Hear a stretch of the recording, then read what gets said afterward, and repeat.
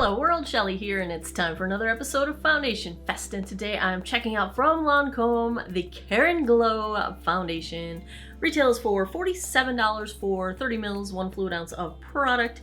It is described as a 24-hour healthy glow liquid serum foundation with buildable medium coverage to hydrate and smooth skin for a natural glow finish. I think that should say glowy finish. A glow finish? What is that? I don't know. It does contain added fragrance. It is at the very end of the ingredient list. There are some natural extracts in here. I see some seed extracts, some flower extracts, some root juice. Give me on board with some root juice. So that is a thing. I've got this in shade 220C, which is described as fair light with cool pink undertones. Comes in 30 different shades. Let's take a look at this one swatched against a few others in my collection. Swatch time. First up is today's foundation from Lancome, the Care Glow in shade 220C. Second, I've got from Estee Lauder, the Double Wear Stay in Place in 1C1 Cool Bone. Third up is MAC Studio Sculpt in NW15. Fourth is the Wet n Wild Tinted Hydrator in Fair.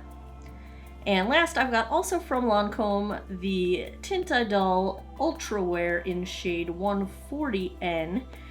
And future me is about to say that this current shade seems a little darker than I'm used to, but that is partially because I typically buy shade 140 and not 220, and I bought the darker shade. So there's that, but there's the comparison. I've already cleansed, moisturized, and sunscreened this 47-year-old face. No primer today. We will go in on half my face with a damp sponge, the other half with a foundation brush, minus the cat hair. This one is the BK Beauty 106 round foundation brush. We'll see if there is a preference one way or the other.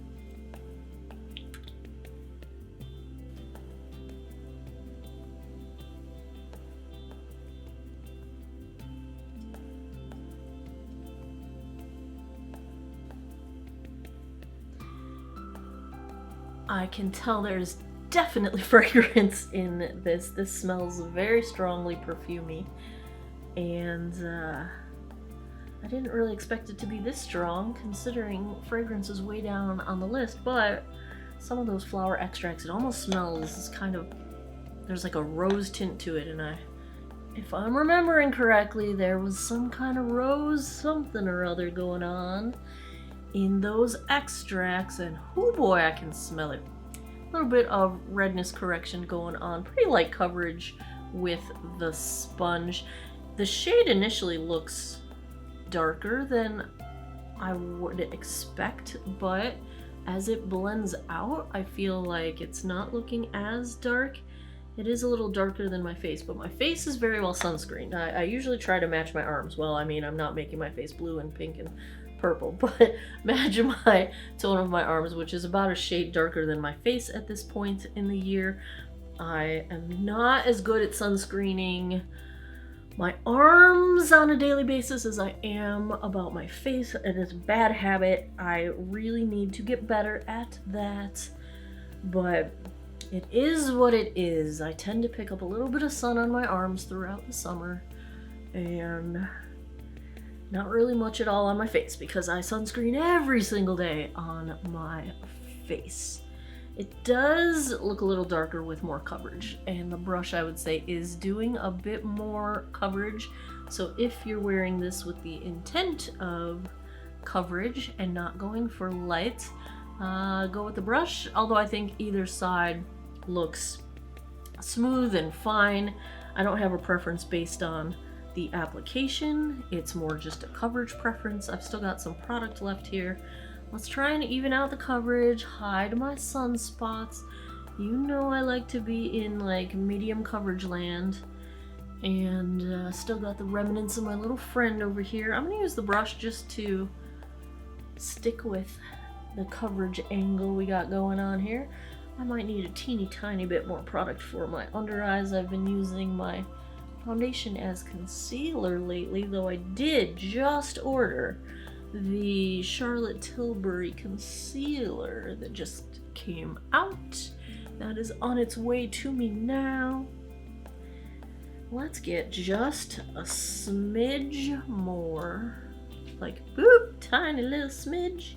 A little smidgen to get under my eyes and to cover up my stress and sleeplessness. Actually, I slept for 12 hours last night. That is how insane the first full week back of classes was. So there's that. I'm a tired old dog, you guys. I am a tired old dog. Let's get this blended out. The shade does seem a little bit darker now. I would call this a light shade, not a fair light shade. In my opinion, there is nothing fair about this level of darkness, because it matches me for summer if we look at the sun part of my arms, but I'm not sure I could pull this shade off in the winter. And I was basing this color choice on my previous Lancome foundations, so I don't know if this one just happens to be darker or that is just how I'm picking it up right now. But let's zoom in and get a look at what this looks like up close. So it's a very nice bit of coverage. I do think when we get to the two pass mark, we're getting a nice medium coverage. I can barely see my sunspots poking through, and that's nice. It is looking really smooth on my nose, and it's not really gathering up anywhere. It's not settling into lines at this point. It's not clinging to any of my dry patches on my upper lip, which is impressive.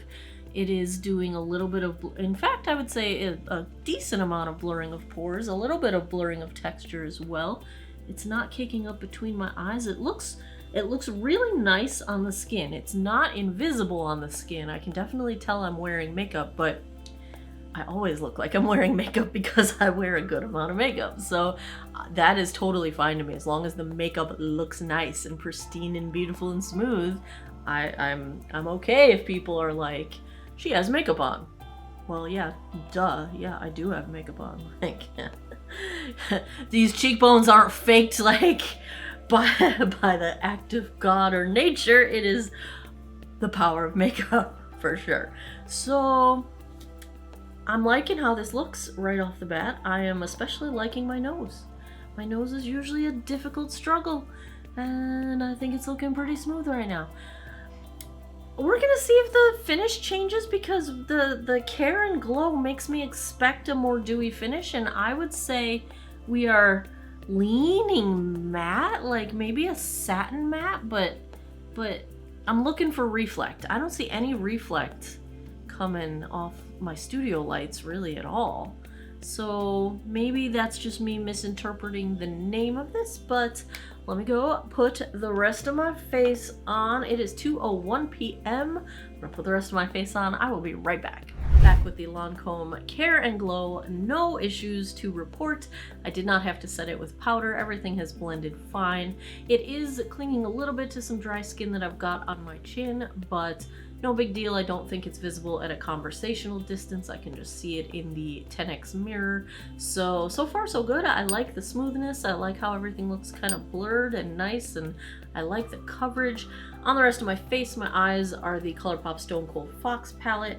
I have a new look that I've been doing. This has been my same makeup I've worn all week to work here. This row right here has been my joy. I've been going in with this as my transition shade, and then that's in the crease, and that's on my lid, and I'm not using this one. I'm using this one as the dark outer corner shade, but loving this look. It's neutral enough that I've just been switching up what lipstick I've been wearing all week. I wore it with a red lip, I wore it with a neutral lip, I wore it with a pink lip. Today I'm wearing it with a berry lip, and this eye look goes with all of them, so that totally jazzes me out. The lip is from Color Street. This is launching later this month. A full lip line. Yes, we are getting into makeup. I am a Color Street stylist, as my nails will tell you, but so this is the shade Baddie, and I'm using their lip liner too, but As per usual, I need to get Sherlock because I can't read what shade it is. Sultry is the lip liner that I'm wearing. This is coming out shortly. If you would like, I've got a Facebook group where I've got information on all of these things in the comments, not the comments, the information box down below. I will have a full lip swatch video of all 12 shades that are coming out next week. So that's on my lips. Bronzer and blush are the Flower Beauty Heatwave Bronzer and the Flower Pots Blush. New shade I've been using, Sweet Pea, Sweet Pea. You caught that in a couple of videos ago. That is when I switched to Sweet Pea because I broke my warm hibiscus. So that is what's going on my face. I will come back in a bit with a daylight check-in, and I will come back tonight and give you guys my final thoughts. Hey guys, daylight check-in, Jeep style. I do have the door open, so you are getting this is natural light. We got all kinds of sunlight. I'm blocked by the shade, but I am in natural lighting here. I do think this shade's just a smidge too dark for me, but also pretty much matches my arms, so not really, just dark compared to my neck. Everything seems to be holding up okay. Let me look at the time. It is 4:43 right now, so what is that, almost 3 hours? It does look a little bit more glowy now than it did when we started, so I think that aspect of things has kind of settled in it is warm outside, but I'm not sweating or anything, so I do like how the finish turned out, and that is where we are at so far. I will be back tonight to wrap this one up. 10:03 p.m. That puts us right around the 8-hour mark. Let's take a look at how the Lancome Tint I can't say that word. Tint Idol. I don't know how to say it. Ultra Wear Care and Glow held up. First of all, super comfortable. No issues with dryness, no issues with dehydration, totally feels great. Not sticky, no hair sticking to my face, nothing going on like that. Second of all, this looks almost like brand new on most of my face. Now, I get it, it's only been 8 hours, it's not like I've been wearing it for 16, but the only place I'm seeing a little bit of wear is on my chin. And I blew my nose today, and you can barely tell. And the rest of my face, I would have a hard time saying that I didn't just put my makeup on. It's pretty remarkably intact the way it was at square one. Let's zoom in so you can see this. It's pretty wild. Like I said, around my mouth area, my chin, it's kind of breaking down just a little bit. You can tell that the product is longer into the day. It's a little smidge breaking down on my nose, but not much at all. Blush, bronzer, highlight is not only still intact, but my cheeks, the halves of my face look practically brand new in terms of makeup application. It's not bunching up between my eyebrows, it's not settling into lines, it's not doing anything funky on my forehead, and quite honestly, I would say I like the finish even more than I did when it was first applied, now that it is kind of settled in and gotten that glow going to it. I'm very, very pleased with that. It is looking quite good, I think. So as far as dry skin goes, I think there's no trouble whatsoever here. As far as maturing skin goes, I'm not having any of the typical issues that we tend to avoid with mature skin, things like settling into lines or accentuating lines or making the skin look more textured or accentuating texture. None of that's happening. So I'm pretty stoked about this. I like it. I like it a lot. If I had to give a grade to the Lancome Care and Glow, for dry and maturing skin, I think I have to give it an A. I have no complaints, really, none. I have no complaints. I have no complaints.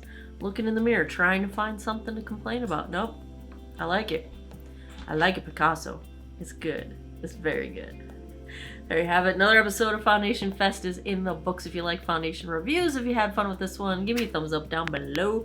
Let me know in the comments, what do you want to see next? I buy foundations and makeup and skincare every chance I get.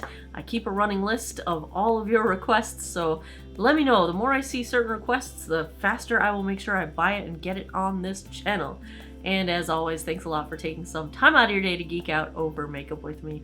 I appreciate your time, and I hope you guys all have an awesome day or night wherever you are in the world. Take care of each other. Bye-bye.